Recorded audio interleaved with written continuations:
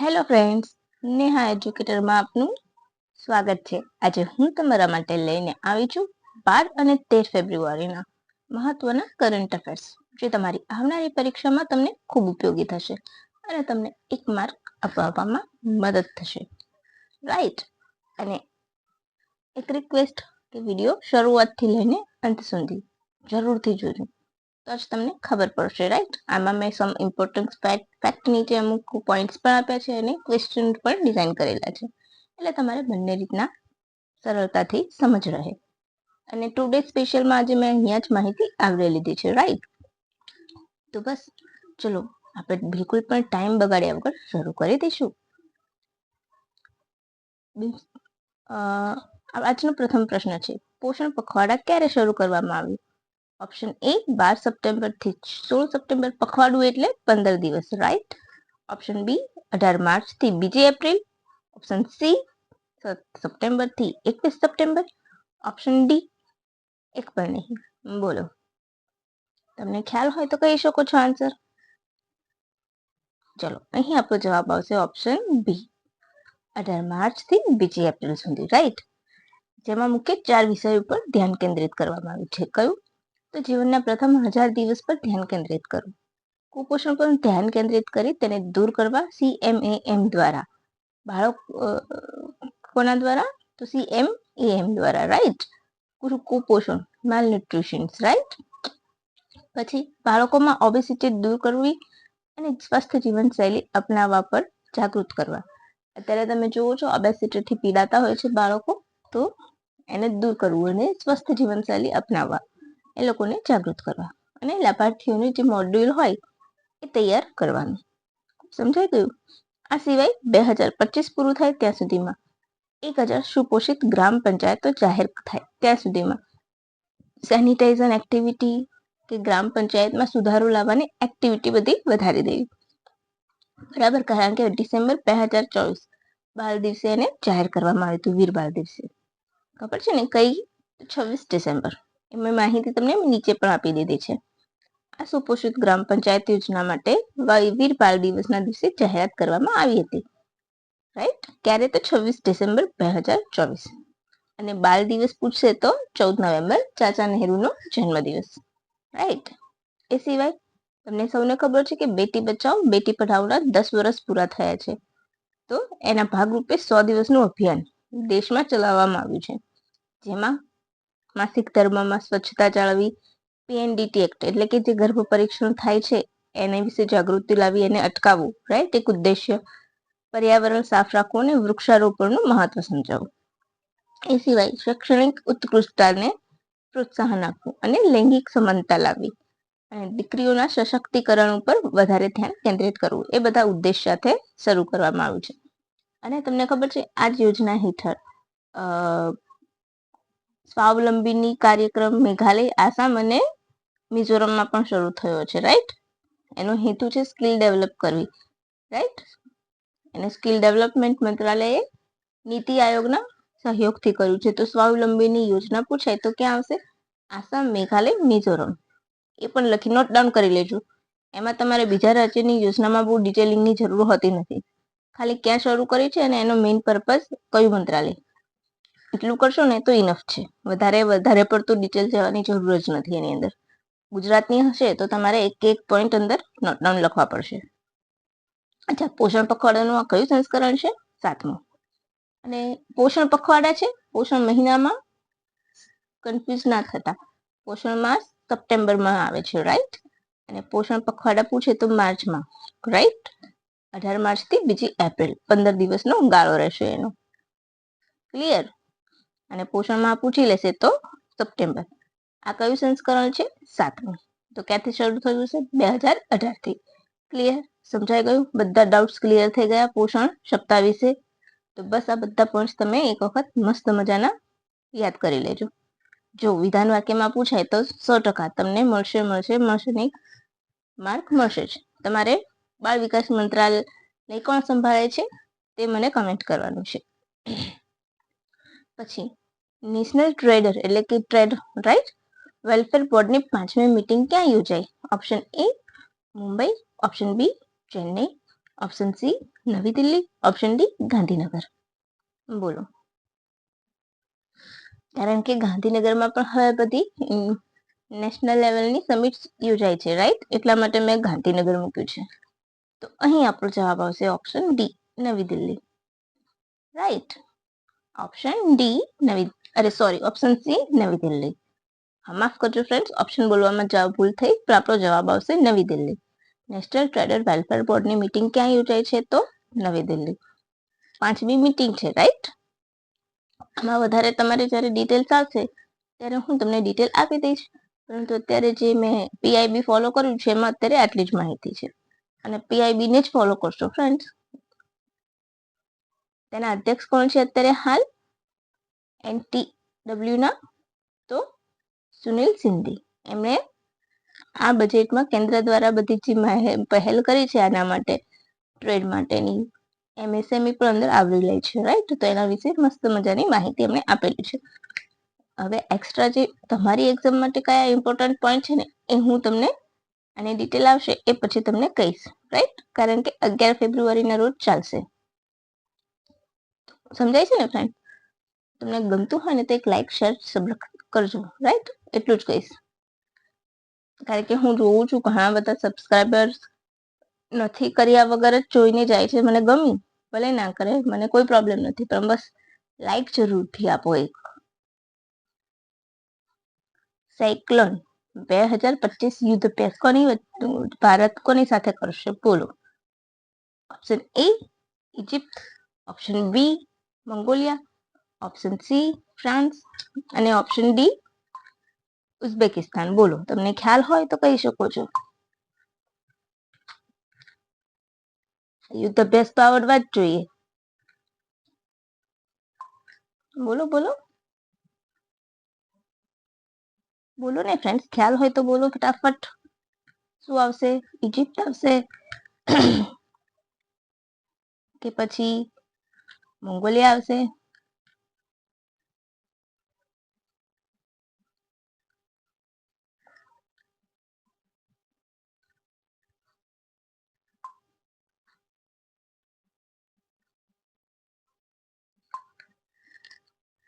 બોલો. તો અહીં આપણો જવાબ આવશે ઓપ્શન એ ઇજિપ્ત, રાઈટ? શું આવશે? Option A Egypt. શું આવશે? Option A Egypt. ઇજિપ્તને બીજું જૂનું નામ શું છે? કોઈને ખ્યાલ હોય તો મને કહી શકો છો. મિસર, રાઈટ? મિસર. પછી મંગોલિયા સાથે કયો યુદ્ધ અભ્યાસ કરીએ છીએ આપણે? તો આપણે કરીએ છીએ મંગોલિયા સાથે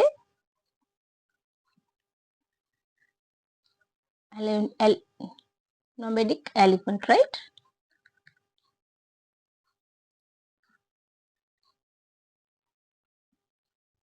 એક મિનિટ આપણે શું આ સરખું કરી લો, તમે કન્ફ્યુઝ થઈ જશો નહીં તો.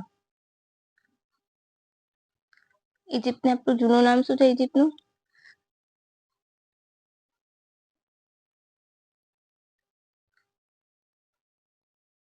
બોલો. ઇજિપ્તનું જૂનું નામ છે મિસર સંસ્કૃતિ કહીએ છીએ આપણે, રાઈટ? શું કહીએ છીએ? મિસર સંસ્કૃતિ. મંગોલિયા સાથે નોમેડિક એલિફન્ટ કરીએ છીએ, યાદ છે ને? પછી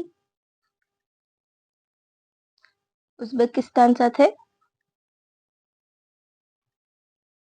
તમને ખ્યાલ હોય તો મને કહી શકો છો. ફ્રાન્સ સાથે વરુણ, રાઈટ? ફ્રાન્સ સાથે આપણે અલગ અલગ કરીએ છીએ. અચ્છા, ચલો. ક્યાં યોજાશે? તો પછી અજય વોરિયર આવશે તો યુકે સાથે, રાઈટ? અચ્છા, આ કયું સંસ્કરણ છે? 3જું સંસ્કરણ છે. અને કેવી રીતે યોજાય છે? એક વખત જે દેશ સાથે યુદ્ધ અભ્યાસ કરતા હોય એ દેશમાં, અને બીજી વખત ભારતમાં.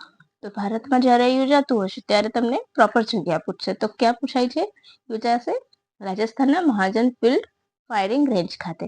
અચ્છા, તમને આ યુદ્ધ અભ્યાસની માહિતી જોઈતી હોય તો મેં બધા દેશ સાથે ભારત કયા યુદ્ધ અભ્યાસ કરે છે અને આવનારા આખા 2025માં ક્યાં સુધી ક્યાં ક્યાં યોજાશે એની મસ્ત મજાની મેં માહિતી આપેલી છે. કમસે કમ તમે કશું નહીં કરો ને તો કયા દેશ સાથે કયો યુદ્ધ અભ્યાસ કરે છે ને એ પણ તમારા દિમાગમાં ફિક્સ થઈ જશે, રાઈટ. પછી તમારે પ્લેસ જ યાદ કરવાનું રહેશે. તો એ યુદ્ધ અભ્યાસ વિશે પણ મેં મસ્ત મજાનું વિડીયો બનાવેલું છે, તો તમે મારી ચેનલ પર જઈને તમે એને જોઈ શકો છો, રાઈટ. અને એવું હોય તો હું ડિસ્ક્રિપ્શન બોક્સમાં હું ફ્રી થઈશ એટલે નાખી દઈશ, રાઈટ. હવે નવી દિલ્હીમાં યોજાનારી Asian fisheries and aquaculture forum કયા નંબરની છે? બોલો, તમને ખ્યાલ હોય તો કહી શકો છો.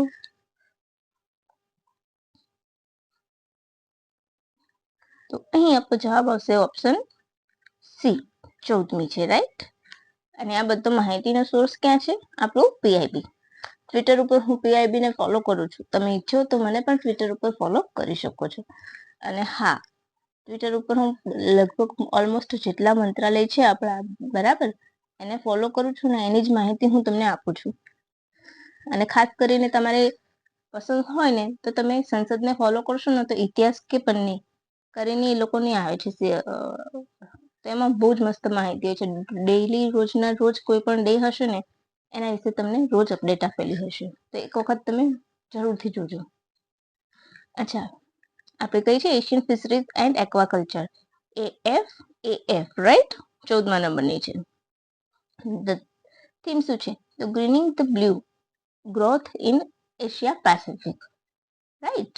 હવે ક્યારે યોજાશે? તો 12મી થી 14 ફેબ્રુઆરી, 3 દિવસ સુધી ચાલશે, રાઈટ. એનું મુખ્યાલય ક્યાં છે? તો કુઆલાલંપુરમાં છે. એની સ્થાપના ક્યારે થઈ હતી એ તમારે મને કમેન્ટ બોક્સમાં કમેન્ટ કરવાનું છે. 3 વર્ષે એક વખત યોજાય છે, રાઈટ. એટલે ઇમ્પોર્ટન્ટ તો હોય જ. ભારતમાં આ પહેલા યોજાય છે?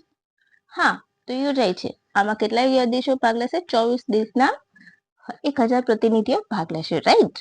તો ભારતમાં બીજી વાર યોજાય છે. તો પહેલી વાર ક્યારે યોજાઈ હતી?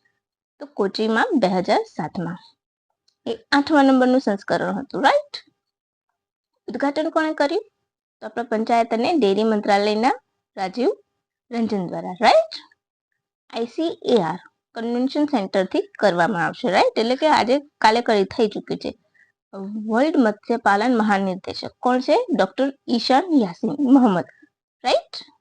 તમને પૂછે લે વર્લ્ડ મત્સ્યપાલનના મહાનિર્દેશક કોણ છે? તો ડોક્ટર ઈશાન યાસીન મોહમ્મદ પણ આ મીટમાં હાજર રહેશે. પછી બીજા દિવસે એક્વેટિક એનિમલ ડિસીઝ વિશે વાત થશે, રાઈટ. મીટિંગમાં જે બીજા દિવસે છે સમય, એમાં શું વાત થશે? એક્વેટિક એનિમલ ડિસીઝ, એના વિશે વાત થશે, રાઈટ. અને ત્રીજા દિવસે તો ઝીંગાની ખેતી, રાઈટ. ઝીંગાની ખેતી વિશે મહત્વ સમજાવવામાં આવશે અને એને જોખમ મુક્ત કરવા માટેના પગલાં બતાવવામાં આવશે.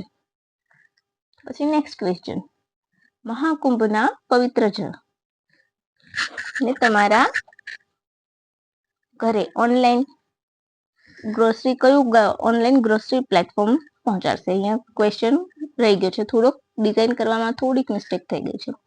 Option A Blinkit, option B BigBasket, option C Swiggy, option D Zomato. બોલો, તો અહીં આપણો જવાબ આવશે બિગ બાસ્કેટ. હવે ઘણા એવા વ્યક્તિઓ છે કે જેને મહાકુંભ સ્નાન કરવું હોય છે પરંતુ તેઓ કરી શકે તેમ નથી, રાઈટ.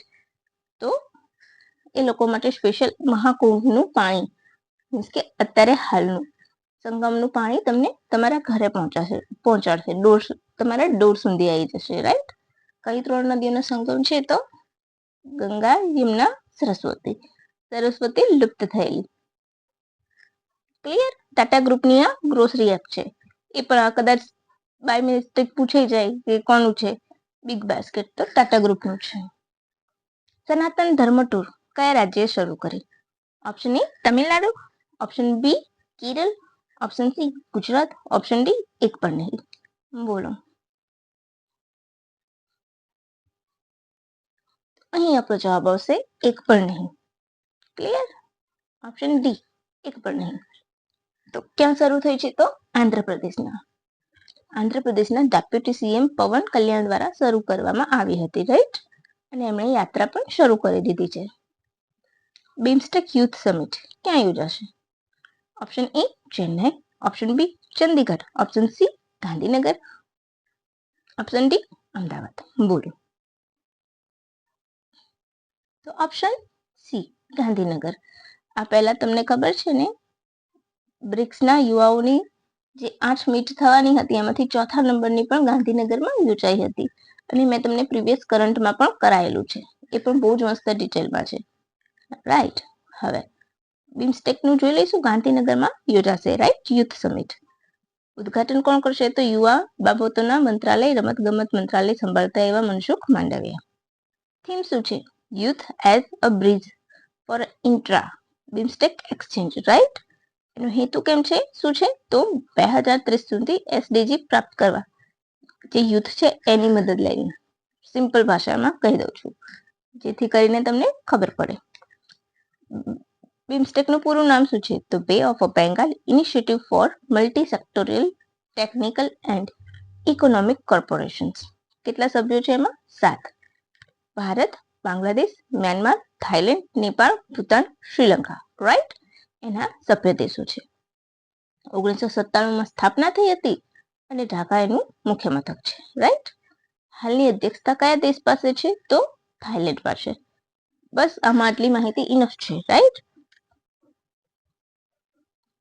પછી RRU અને ગુજરાત રોડ સેફ્ટી ઓથોરિટી અને ગાંધીનગર જિલ્લા પોલીસ દ્વારા સેફ્ટી જાગૃતિ રેલીનું આયોજન ક્યાં થયું?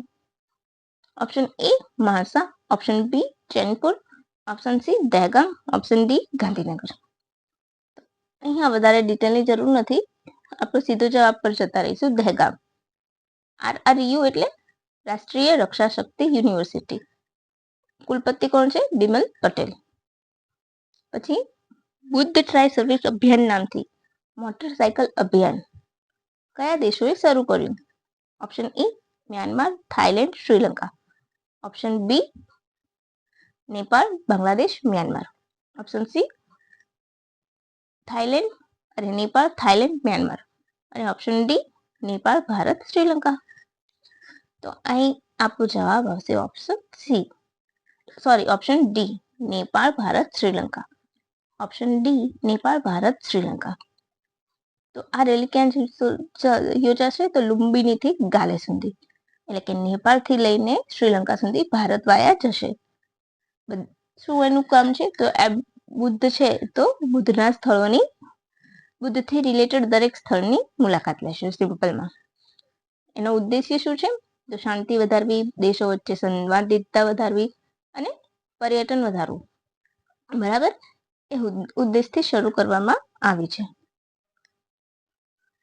PM વિકાસ યોજના કયા મંત્રાલય હેઠળ આવે છે?